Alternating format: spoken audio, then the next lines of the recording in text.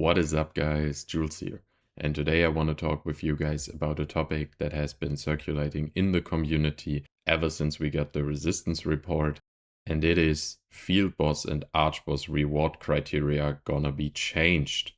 So what does that mean for us? Previously, individual contribution and party contribution were mixed, meaning you had your own rank and then you had your team contribution. In one of the following updates, they will change it so that you will no longer have your personal contribution, but you will only have your team contribution.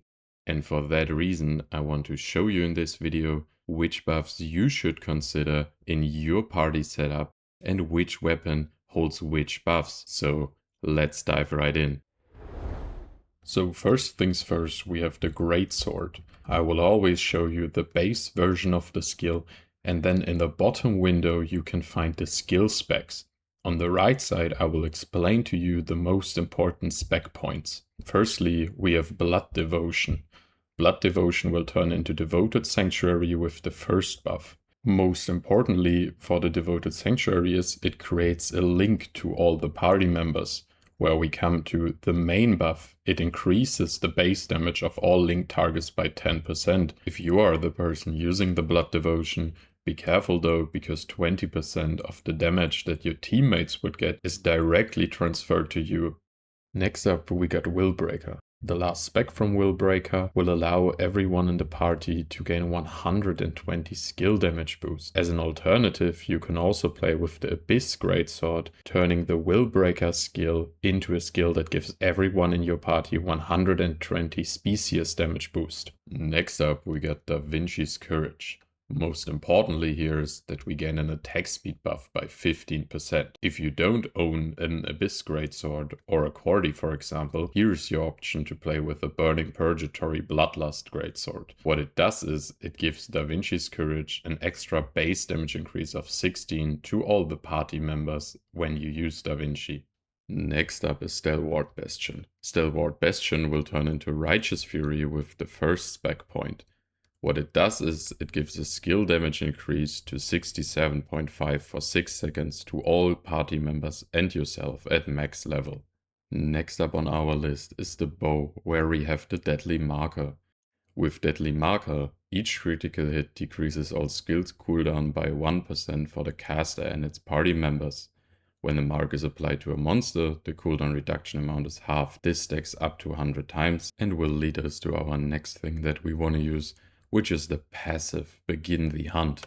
What Begin the Hunt does is every time you use Deadly Marker, Brutal Arrow or Flash Arrow, the base damage of your whole party will increase by up to 3.2%. For our final bow buff, we will need to look at the masteries at the bottom right of the bow, where we will find Archer's Surge. What Archer's Surge does is every time you put, for example, Healing Touch or a survival skill onto someone, their base damage will increase by 5 per stack. This stacks up to 3 times. Next up is the crossbows, where we have a weak point shot. Weak point shot can be used every time an enemy does a fury attack. When you put weak point shot after fury attack, your whole team's critical damage will increase by 27% for 6 seconds against the target. This will increase to even 30% when you're attacking from side or back to the target. For your weapon choice, you could for example run with the Malaka Flame Spike crossbows. Those crossbows will give everyone in 60 meter radius from you 2.5% base damage. Next up on our list, we got the stuff where we have High Focus. High Focus will turn into AoE High Focus with the first specialization. You also want to take the second specialization, because not only will you then spread the cooldown reduction to all your allies, you will also spread 15 max damage to every one of them. The cooldown reduction will decrease to 1/3 of its original value, meaning at max level you and your party members will gain 21.33% cooldown reduction. Next up on our list we got the wand buffs, where firstly we have Time for Punishment. Time for Punishment will turn into Enchanting Time with the first specialization, giving a teammate or yourself 224 skill damage boost. In addition, we also got Clay's Salvation, which will turn into Janus Rage, and Janus Rage will give all party members in your range 6.6% base damage at maximum level. Last but not least, we got Bless Barrier. Blessed Barrier will turn into Valorous Barrier, allowing to increase an ally's max damage by 98 on the maximum level. The wand is also the first class where we need to talk about skill cores, because we have two very important ones on the wand. Firstly, we get Sacred Magic Circle.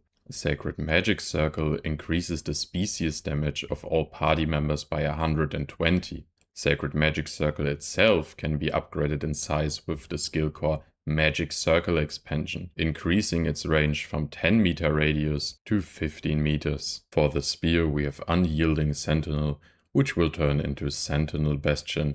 Sentinel Bastion will increase the heavy attack from every party member by 110 on maximum level. Our second to last weapon we will talk about is the Orb. The Orb can give in total 40% heavy attack damage bonus, 20 from the Guardian satellite and 20 from the normal satellite. For this to work, you need to have the top left mastery in the Orb tree active. The Orb also holds a very important skill core, Nebula Resonance. Nebula Resonance will increase your base damage by 2% per stack, stacking up to 5 times, so a total of 10%. Since you don't want to lose the Nebula Resonance, because then you would gain negative effect of minus 25% base damage, you will also play with the Nebula Echo Core. Lastly on our list, we got the newly added Gauntlets, where we have only one buff, which is Threat Boost. Threat Boost will turn into Brilliant Moonlight once you're in the Eclipse of Blood. Brilliant Moonlight will give everyone in your team a 7% base damage boost on maximum level. This can be further increased with the effect enchantment, making it 8.4% in total. Now you might ask, but Jules, which classes would you consider in your party? And let me tell you, first of all, I would always pick a Greatsword. This is like a no-brainer. You always want a Greatsword player in your party, simply because you gain 10% base damage from them, 15% attack speed, and then depending what Greatsword they play, you can also gain 16 additional base damage or 120 species damage boost. Nevertheless, they could also play with a Cordy Greatsword because it just deals a ton of damage. But as mentioned earlier, the other two Greatswords are just a really good cheap alternative. Next up, I would also always pick a Crossbow and an Orb, so in best case a Crucifix. Because a Crucifix, not only does he give you 27% crit, he also gives you 20% heavy attack. In addition, I would also always consider playing with a Gauntlet for the extra 8% base damage boost. In this section of the video, I will give you 3 potential team compositions, one with an Oracle healer, one with a Seeker healer, and one with a tank and a healer. So let's dive right in and start off with the Seeker healer. As a Seeker healer, you need 2 people in your party that are playing an Orb. In my case, I chose a Crucifix and a Scryer. The Crucifix will play with the offensive satellite and the Scryer will play with the defensive one. As an alternative, you can also play here with a second Crucifix with the Malaka crossbow, and this person then plays with defensive satellite. Or you play with an Oracle. Just make sure you have 2 Orbs in a party, while one person is playing offensive satellite and the other plays defensive. For my Greatsword class, I pick Gauntlet Greatsword because that person can cover both buffs. You can also, for example, play here with a Gladiator, so with a Greatsword Spear, or with a Paladin with a Greatsword Wand. If you didn't choose Gauntlet Greatsword here, I would recommend you to choose a Gauntlet for your party next. In my case here, I choose Gauntlet Wand. And then, last but not least, you have one free DPS slot that you can just cover with a high DPS class. For example, a Seeker DPS, or an Oracle, or a Gauntlet Dagger player. If, for example, you want to play with a Gladiator or with an Oracle together, your party comp could also very well look something like this. Or this. Keep in mind, this is just an example from me. You can also play with a lot of other classes as long as you have your team buffs in mind. If you got an Oracle healer in your party, you got the advantage that you only need to play with one additional Orb user.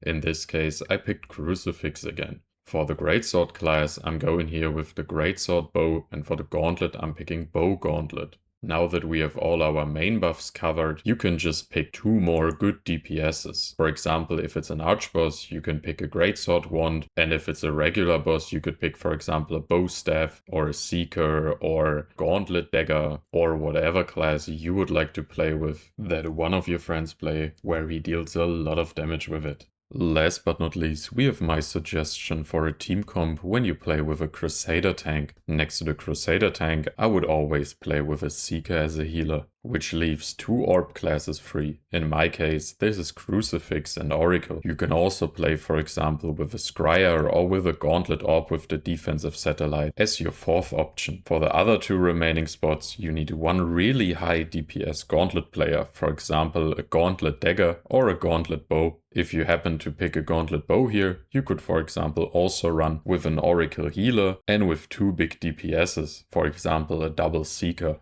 All of the things I just said are just suggestions from me. You can also play a way different team comp, and I'm pretty sure you can also gain very good results if you have very individually strong players in your party. So let me know down in the comments below, what would your ideal team comp look like? Leave a like and a subscription. Take care and see you guys next time. Bye bye.